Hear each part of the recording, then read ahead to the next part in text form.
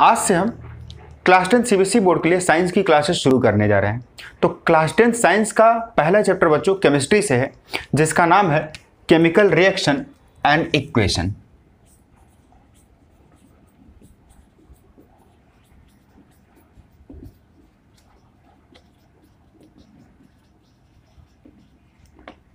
सबसे पहले देख लेते हैं कि केमिकल रिएक्शन होता क्या है।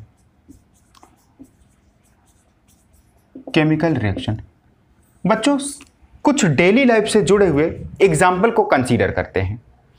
एक आयरन रॉड लीजिए, उसको एटमॉस्फेयर में ऐसे ही कुछ दिनों के लिए एक्सपोज कर दीजिए।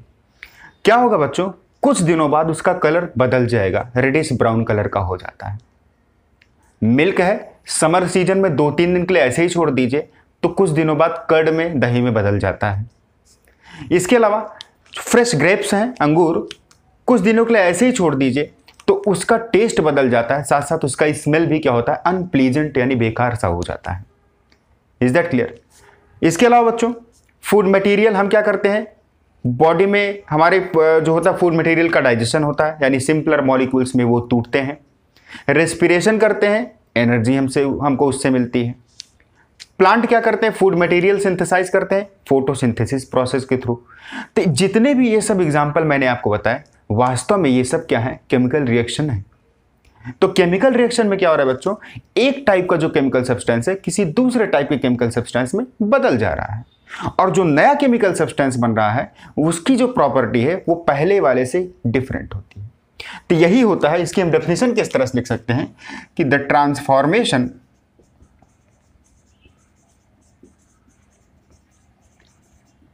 of chemical substances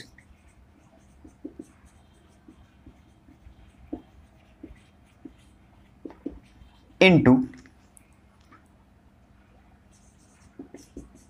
different or new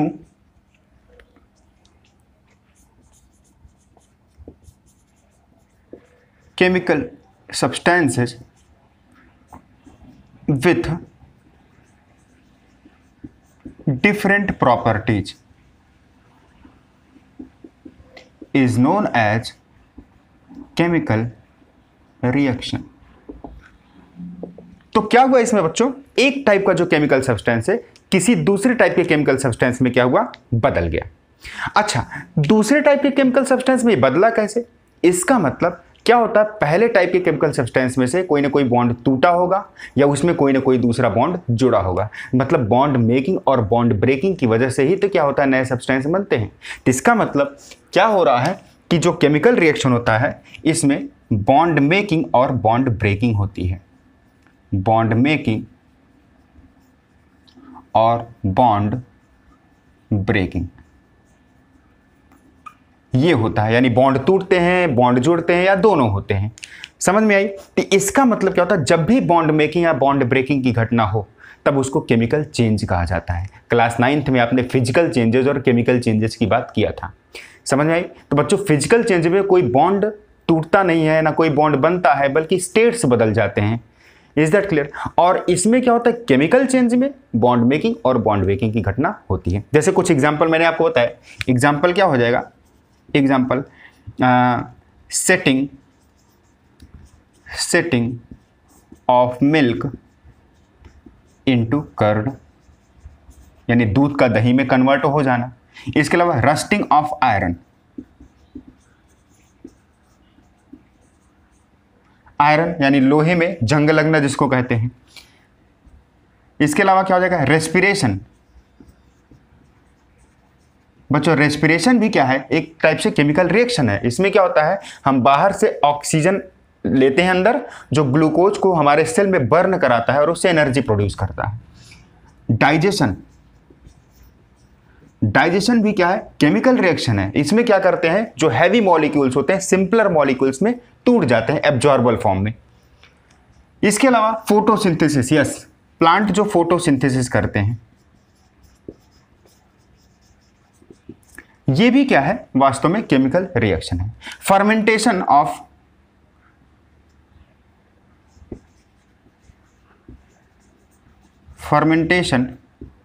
of fruit juices फलों के जूस होते हैं, उनका सड़ना, उनका फर्मेंटेशन होना, अल्कोहल में बदलते हैं, ये भी क्या है, केमिकल रिएक्शन है। समझ में आता है? तो वास्तव में क्या होगा, एक हम यूनिक एग्जांपल से थोड़ा सा और केमिकल रिएक्शन को अच्छे से बेहतर समझने की कोशिश करते हैं। एक अच्छा एग्जांपल हम और लेते हैं।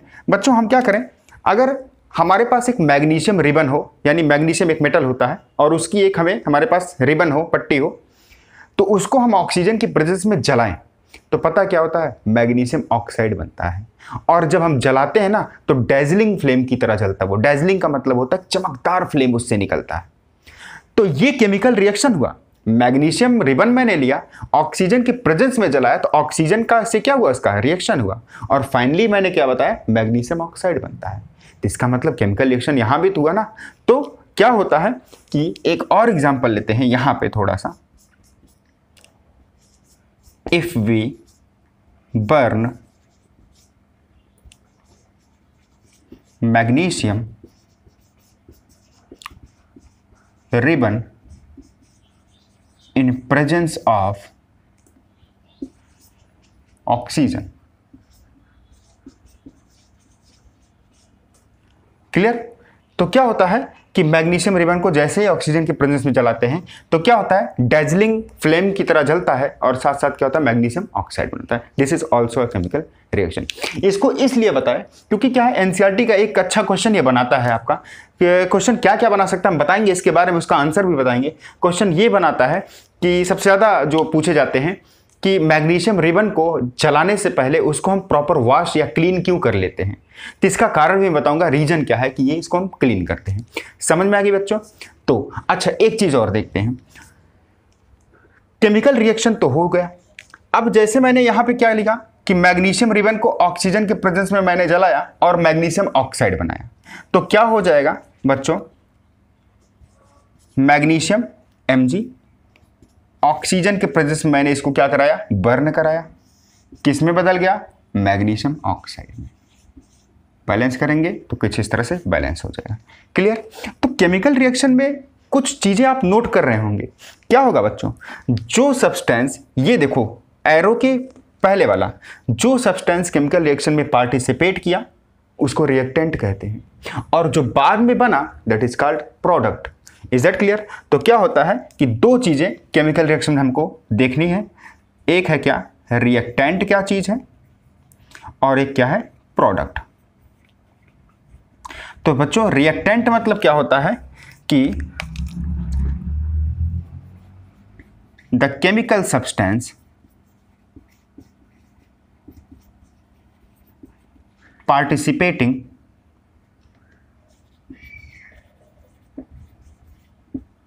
in chemical reaction, जो केमिकल सब्सटेंस क्या होता है, केमिकल रिएक्शन में पार्टिसिपेट करता है, that is called what, reactant. तो यहां पर मैग्नीशियम और ऑक्सीजन क्या है, वास्तव में रिएक्टेंट है। तो ये दोनों क्या हो जाएंगे, रिएक्टेंट। और रिएक्शन के बाद जो नया सब्सटेंस बनता है उसको प्रोडक्ट कहा जाता है। तो क्या होता है, द सब्सटेंस और substances formed after chemical reaction is known as a product. तो यहां पे ये जो बना मैग्नीशियम ऑक्साइड, ये क्या है, प्रोडक्ट है। समझ गए बच्चों। तो ये हमने दो चीजें देखा, रिएक्टेंट क्या चीज है और प्रोडक्ट क्या चीज है। अब बात करते हैं केमिकल इक्वेशन की।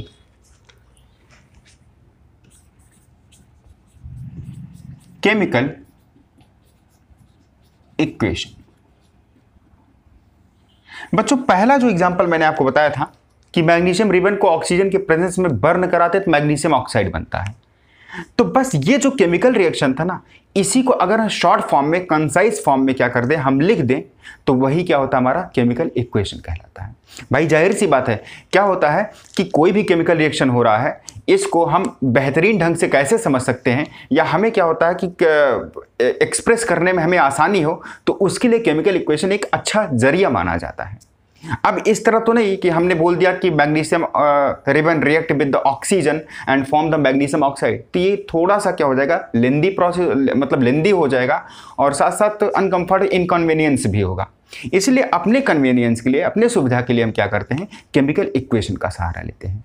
तो बस हम क्या करें, उसी को हम कंसाइज फॉर्म में लिख दें तो वही बन जाता क्या, केमिकल इक्वेशन। जैसे क्या किया मैंने लिया मैग्नीशियम और मैंने क्या किया, उसमें ऑक्सीजन जो है उसके ऑक्सीजन के प्रेजेंस में मैंने उसको जलाया, तो ये हो जाएगा ऑक्सीजन। और बच्चों क्या बना दिया, मैग्नीशियम ऑक्साइड, मैग्नीशियम ऑक्साइड। समझ गए?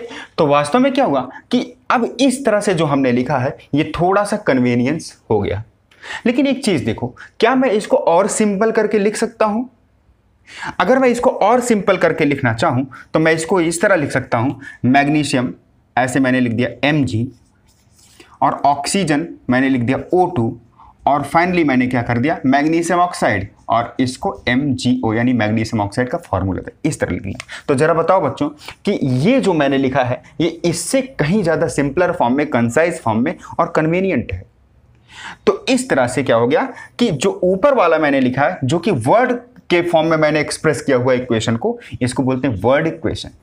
क्या कहते हैं, वर्ड इक्वेशन, वर्ड इक्वेशन। और अगर मैं क्या करूं कि ये जो केमिकल इक्वेशन है इसी को हम सिंबल का यूज करते हुए साथ साथ केमिकल फॉर्मूला का यूज करते हुए लिखूं, तब जो इक्वेशन हमको मिलेगा that is called symbolic equation. तो बातें समझ में आई? तो सिंबॉलिक इक्वेशन क्या होता है, कहीं ज्यादा सुविधाजनक माना जाता है। तो इस तरह से हम केमिकल इक्वेशन का फॉर्मूला या केमिकल इक्वेशन का डेफिनेशन कैसे लिख सकते हैं कि केमिकल इक्वेशन कुछ और नहीं बल्कि किसी भी केमिकल रिएक्शन का रिटन फॉर्म में कंसाइज फॉर्म है या कन्वीनियंट फॉर्म है। समझ में आया? और सबसे ज़्यादा क्या होता है, कन्वीनियंट फॉर्म हमें ये सिंबॉलिक इक्वेशन देता है।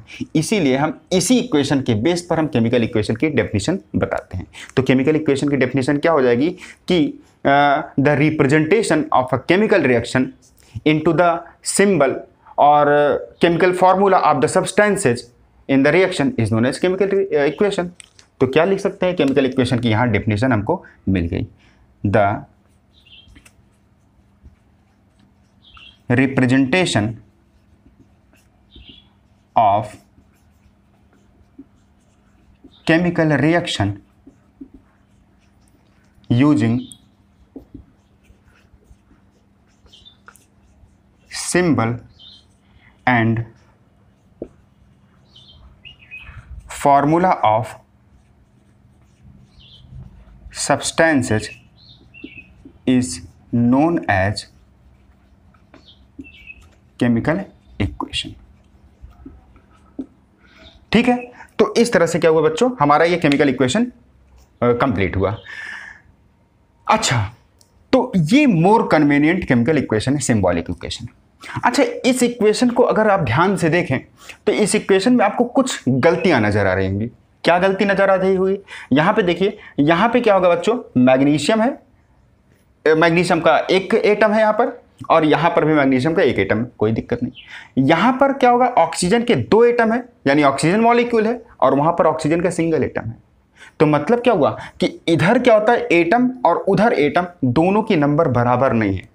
तो बच्चों अगर बराबर नहीं होता दोनों साइड एटम का नंबर, तब उस इक्वेशन को बोलते हैं अनबैलेंस्ड केमिकल इक्वेशन या स्केलेटल केमिकल इक्वेशन।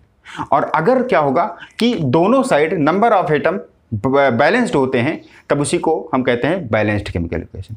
तो इस तरह से केमिकल इक्वेशन दो टाइप का होता है। क्या क्या होता है, केमिकल इक्वेशन दो टाइप का, एक होता है unbalanced chemical equation. Unbalanced chemical equation क्या चीज है, इसमें क्या होता है कि इसमें कि number of atoms of each element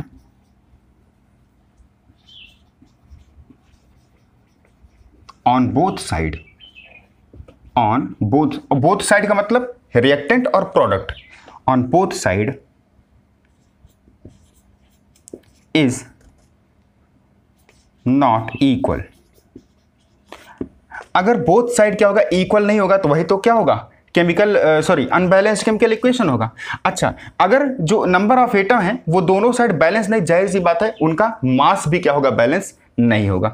तो क्या होगा, इसकी डेफिनेशन और बना सकते हैं कि if the masses of the atoms or chemical substances on both side of reaction is unequal. Clear? तो number of atom of each element on both side is not equal. तो इसी को अनबैलेंस्ड केमिकल इक्वेशन कहते हैं। इसी को एक और नाम से जानते हैं, क्या, स्केलेटल इक्वेशन। स्केलेटल इक्वेशन के नाम से भी जानते हैं। जैसे यहाँ पे देखिए क्या लिखा मैंने, यहाँ पे मैग्नीशियम लिखा, इसका ऑक्सीजन से मैंने क्या करा दिया, कंबस्शन करा दिया, और फाइनली क्या हुआ, हमको मैग्नीशियम ऑक्साइड मिला। बैलेंस नहीं है, यहाँ पे मैग्नीशियम का एक मॉलिक्यूल एटम, यहाँ पर भी एक एटम बैलेंस है। ऑक्सीजन का 2 मॉलिक्यूल वहाँ पर 2 एटम और यहाँ पर 1 एटम, तो बैलेंस नहीं है यहाँ पे। बट अगर इसी को मैं बैलेंस कर दूँ तब इसी को क्या हो जाएगा, बैलेंस केमिकल इक्वेशन कहलाएगा। तो balanced chemical equation. So what is balanced chemical equation? कि number of atom of each element on both side is equal. Number of atoms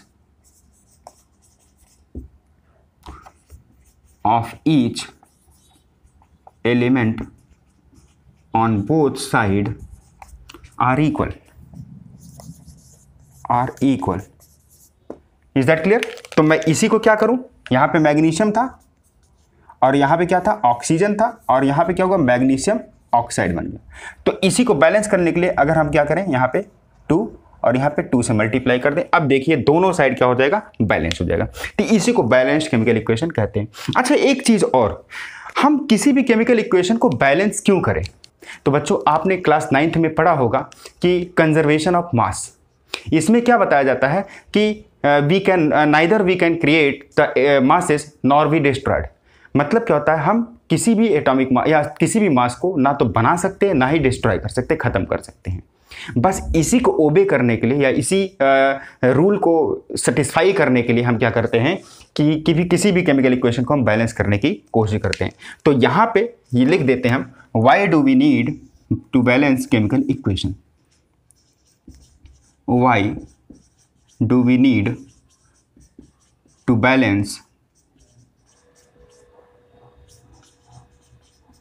chemical equation. तो इसका सिंपल एक लाइन में आंसर क्या हो जाएगा, टू सेटिस्फाई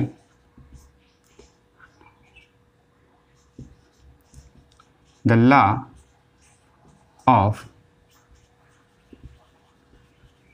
कंजर्वेशन ऑफ मास।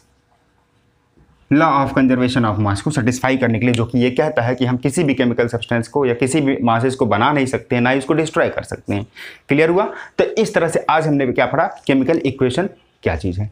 अच्छा बच्चों, केमिकल इक्वेशन को हम और ज़्यादा इंफॉर्मेटिव और ज़्यादा कन्वीनियंट बनाने के लिए हम कुछ और चीज़ों का सहारा लेते हैं। जैसे किसी भी केमिकल इक्वेशन में क्या होगा कि जो सब्सटेंस पार्टिसिपेट किए और जो सब्सटेंस बने हैं उनका स्टेट क्या है, उसको भी अगर यहाँ मेंशन कर दे इक्वेशन में, तो और ज़्यादा कन्वीनियंट और ज़्यादा इंफॉर्मेटिव हो जाएगा।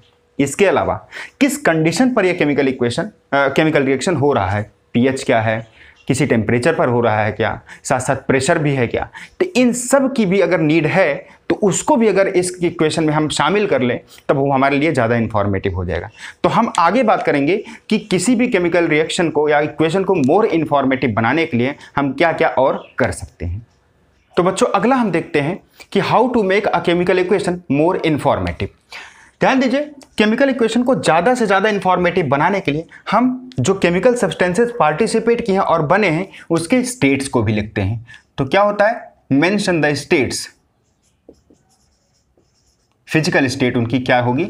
जैसे अगर क्या होता है कि जो केमिकल सब्सटेंस पार्टिसिपेट कर रहा है वो या तो हो सकता है कि सॉलिड हो, या तो लिक्विड हो, या तो गैस के फॉर्म में हो, है ना, या एक्वस सॉल्यूशन हो उसका। एक्वस सॉल्यूशन का मतलब क्या होता है कि पानी में यानी वाटर में कोई भी वाटर का सॉल्यूशन सिंपल हम कह सकते हैं, उसको एक्वस सॉल्यूशन कहते हैं। तब क्या होगा कि हम इनको भी मेंशन करेंगे। तो केमिकल इक्वेशन में जो हमने रिएक्टेंट और प्रोडक्ट दिखाया हुआ है, तो रिएक्टेंट के जस्ट बगल ये स्टेट्स भी ब्रैकेट में उनके एब्रिविएशंस लिखे जाते हैं। तो यानी सॉलिड है तो हम क्या करेंगे, रिएक्टेंट या प्रोडक्ट के जस्ट बगल क्या करेंगे, इसका एब्रिविएशन, जैसे सॉलिड है तो इसको हम ब्रैकेट में एस लिखेंगे, लिक्विड है इसको हम स्मॉल एल लिखेंगे, गैस है तो इसको हम स्मॉल जी लिखेंगे, और एक्वस सॉल्यूशन है तो हम ए क्यू लिखेंगे। एब्रिविएशन इसका क्या हो जाएगा, एक्वस, ए क्यू। समझ में आए बच्चों। इसके अलावा कि इस केमिकल रिएक्शन में क्या जो प्रोडक्ट बन रहा है वो गैस है या कुछ हमें प्रेसिपिटेट मिल रहा है। तो अगर क्या हो रहा है कि गैस बन रहा है ना, किसी केमिकल इक्वेशन में, तो उसमें क्या करते हैं हम, अप हेड एरो का यूज करते हैं। This is called up head arrow, ये बताता है गैस। क्लियर। और अगर प्रेसिपिटेट बन रहा है, ठीक है ना, यूज, यहां पे एक चीज और लिख देते हैं, यूज अप हेड एरो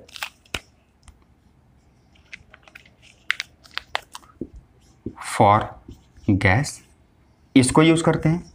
और यूज डाउन हेड एरो, ये यानी एरो नीचे की तरफ होगा, for precipitate.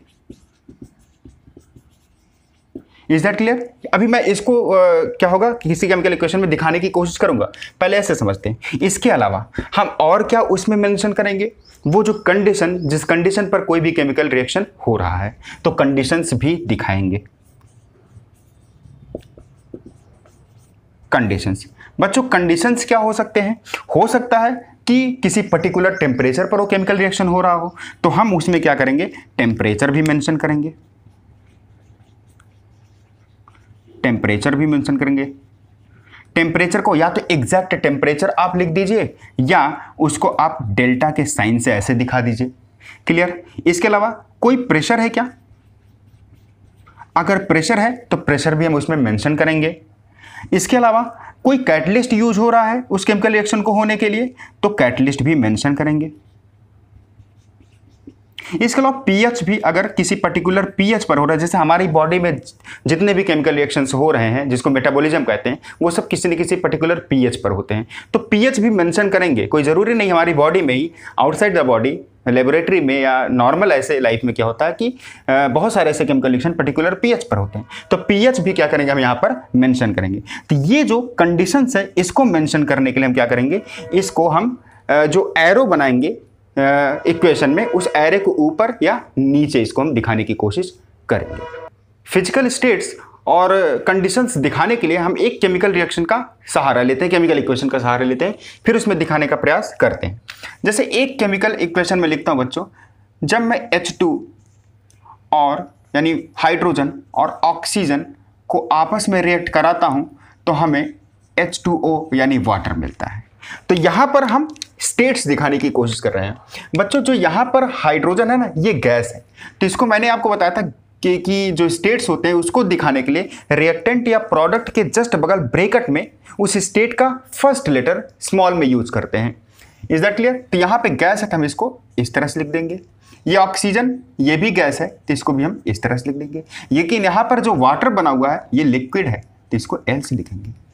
Is that clear. एक और इक्वेशन ले लेते हैं, जैसे यहाँ पर हमने लिया मान लेते CaO को क्विक लाइम बोलते हैं बच्चों, और यहाँ पे H2O मैंने वाटर ले लिया और बन जाता है CaOH ट्वाइस, इसको स्लेक्ड लाइम बोलते हैं। इसमें क्या होगा, हम स्टेट्स दिखाने के लिए, जैसे CaO है ये सॉलिड फॉर्म में आता है तो इसको हम S, H2O लिक्विड है इसको L। तो लिक्विड और सॉलिड ये जब मिला तो ये एक्वस सॉल्यूशन बना दिया, तो ये जो है एक्वस यानी AQ यहाँ पे लिखेंगे।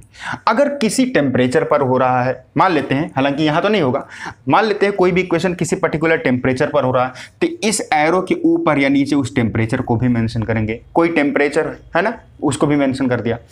किसी पर्टिकुलर प्रेशर पर हो रहा है ये रिएक्शन, तो इस एरो के नीचे या ऊपर वो प्रेशर भी हम दिखाएंगे, एग्जैक्ट प्रेशर दिखा देंगे।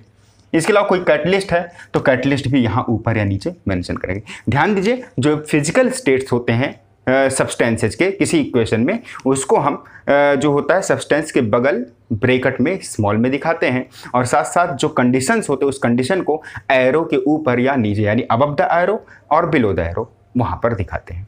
क्लियर हुआ ना? तो इस तरह से क्या हुआ, किसी भी केमिकल इक्वेशन को ज़्यादा से ज़्यादा इंफॉर्मेटिव बनाने के लिए हम इन चीज़ों का सहारा ले सकते हैं। अब हम बात करते हैं कि कैसे पता करें कोई भी केमिकल रिएक्शन हो रहा है। मतलब अगर कोई केमिकल रिएक्शन हो रहा है तो कुछ ना कुछ कैरेक्टरिस्टिक्स तो उसके होते हैं ना, जिसको हम पहचान कर ये जान सकते हैं कि हाँ भाई ये केमिकल रिएक्शन हो रहा है। तो हम जानते हैं कि आइडेंटिफिकेशन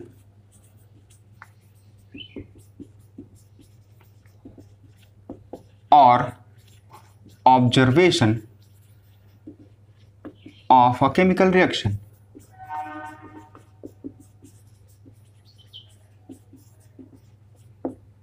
आइडेंटिफिकेशन और observation of a chemical reaction. कोई भी केमिकल रिएक्शन अगर हो रहा है तो बच्चों उसके कुछ ना कुछ कैरेक्टरिस्टिक्स होते हैं। जैसे क्या क्या होते हैं वो जरा देखते हैं। हो क्या सकता है कि हो सकता है कि change in states, change in states, state बदल जाए। जैसे लिक्विड था तो प्रोडक्ट बनने के बाद वो हो सकता है कि वो गैस हो जाए या सॉलिड बन जाए, कुछ भी हो जाए, स्टेट भी हो सकता है। अभी हम इसको और बताते हैं। इसके अलावा क्या हो सकता है, चेंज इन कलर, कलर भी बदल सकता है। Is that clear? इसके अलावा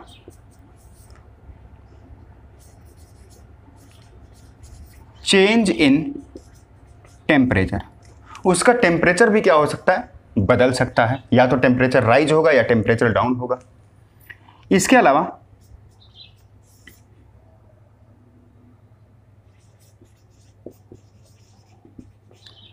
इवोल्यूशन ऑफ गैस, गैस भी इवॉल्व हो सकता है।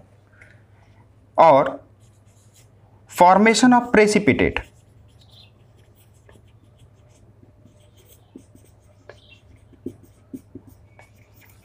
फॉर्मेशन ऑफ प्रेसिपिटेट, तो प्रेसिपिटेट भी बनता है। प्रेसिपिटेट बच्चों क्या होता है, इनसॉल्युबल कोई सॉल्ट होता है जो रिएक्शन में बनता है, और जिस वेसल में या जिस कह सकते हो टेस्ट ट्यूब में हमने ये रिएक्शन करवाया है उसके बॉटम पर वो सेटल डाउन हो जाता है, तो वही होता है प्रेसिपिटेट। आगे हम डिटेल में जानेंगे प्रेसिपिटेट क्या होता है। तो क्या होता है, कैसे पता करें कि कोई भी केमिकल रिएक्शन हो रहा है, उसके लिए कुछ फीचर्स होते हैं। जैसे हो सकता है उसका स्टेट बदल जाए। जैसे मैं एक एग्जाम्पल से आपको दिखाने की कोशिश करता हूँ। इसके पहले वाला जो एग्जाम्पल मैंने लिया था, मैंने बच्चों क्या लिया था, मैंने H2 लिया था। इसके बाद मैंने क्या लिया था, ऑक्सीजन, और दोनों को जब कंबाइंड किया तो H2O बना। जरा बताओ ये किस में था, ये गैस है ना, ऑक्सीजन भी क्या है, गैस है ना, बट वो क्या बना, लिक्विड। स्टेट बदल गया। तो इससे पता चले क्या हो जाएगा कि केमिकल रिएक्शन हो रहा है। कलर भी चेंज हो सकता है। जैसे क्या करें कि अगर हमारे पास आयरन की कील हो, आयरन नेल हो, उसको कॉपर सल्फेट के सॉल्यूशन में डालें, कॉपर सल्फेट का सॉल्यूशन ब्लू कलर का होता है, तो बाद में क्या होगा ना, वो कलर चेंज होकर ग्रीन कलर का हो जाएगा। तो ये भी कलर चेंज हो सकता है। जैसे मान लेते हैं हमारे पास आयरन नेल है, इसको कॉपर सल्फेट के सॉल्यूशन मैंने डाला तो क्या बन जाएगा, FeSO4 यानी फेरस सल्फेट प्लस Cu, ये बन जाए। तो बच्चों ये क्या था, ये ब्लू कलर का सॉल्यूशन था, बट यहाँ पे क्या हो गया, ग्रीनिश हो गया, ग्रीन हो गया, बदल गया। तो कलर भी बदल सकता है। ये तो मैंने सिर्फ एक एग्जांपल लिया है, बहुत सारे ऐसे और एग्जांपल्स होते होंगे। ठीक है। चेंज इन टेम्परेचर, टेम्परेचर भी बदल सकता है। हो सकता है टेम्परेचर बढ़ जाए, हो सकता है टेम्परेचर डाउन हो जाए। जैसे मैं आपको बताता हूँ क्या होता है, जब व्हाइट वॉशिंग दीवार की जाती है तो उस समय हम व्हाइट वॉश के लिए कैसे बनाते हैं उसको, कि हम क्विक लाइम लेते हैं, कैल्शियम ऑक्साइड, उसके बाद क्या करते हैं हम यहाँ पे H2O वाटर लेते हैं, और जब ये रिएक्शन करते हैं तो CaOH ट्वाइस यानी स्लेक्ड लाइम जिसको कहा जाता है, ये बनता है। तो बच्चों क्या होगा, अगर जिस वेसल में क्या हो रहा है, ये रिएक्शन हो रहा है, उस वेसल को टच करोगे ना, थोड़ा सा गर्म लगेगा हमको। मतलब क्या होता है, टेम्परेचर बढ़ा हुआ, टेम्परेचर निकला है तो हीट भी निकलता है, टेम्परेचर भी बढ़ सकता है या घट सकता है। इवोल्यूशन ऑफ गैस, हो सकता है कि कोई ना कोई गैस निकल रहा हो। जैसे मैं एग्जांपल की बात करूं, मैंने जिंक के ग्रेन्यूल्स लिए और उसको मैं H2SO4 में मिला दिया। H2SO4 that is called sulphuric acid, dilute sulphuric acid होना चाहिए, डाइल्यूट सल्फ्यूरिक एसिड, इसमें मिलाया तो क्या बन गया ये, जिंक सल्फेट प्लस H2। तो गैस बना है ना, तो मैंने बताया था कि जब भी गैस कोई बने तो उसके बगल क्या करेंगे, अप हेड एरो का यूज करते हैं, तो ये गैस भी बन सकता है। अच्छा बच्चों, प्रेसिपिटेट भी बन सकता है। फॉर एग्जाम्पल हम यहाँ पे एक एग्जाम्पल लेते हैं, जैसे मैंने क्या लिया, BaCl2 ले लिया, बेरियम क्लोराइड, और इसका रिएक्शन मैंने H2SO4 से करा दी, सल्फ्यूरिक एसिड, और रिएक्शन होने के बाद क्या बन जाएगा, बेरियम सल्फेट प्लस 2HCl। अगर बैलेंस ना होगा तो बैलेंस आप कर सकते हैं, हम बताएंगे बच्चों क्या होगा, केमिकल इक्वेशन को कैसे बैलेंस किया जाए, तो हम लास्ट लेक्चर में इस चैप्टर के पूरा एक लेक्चर ही लेंगे कि किस तरह से बैलेंस किया जाए, तो वहाँ डिटेल बताएंगे।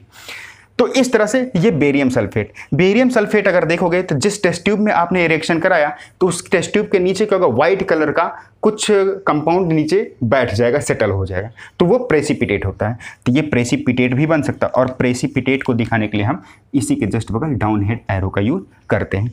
तो इसके अलावा बहुत सारे, स्मेल भी होगा, स्मेल भी बदल सकता है, तो बहुत सारे और फीचर्स होते हैं जो हमें ये बताते हैं कि कोई भी केमिकल रिएक्शन हो रहा है।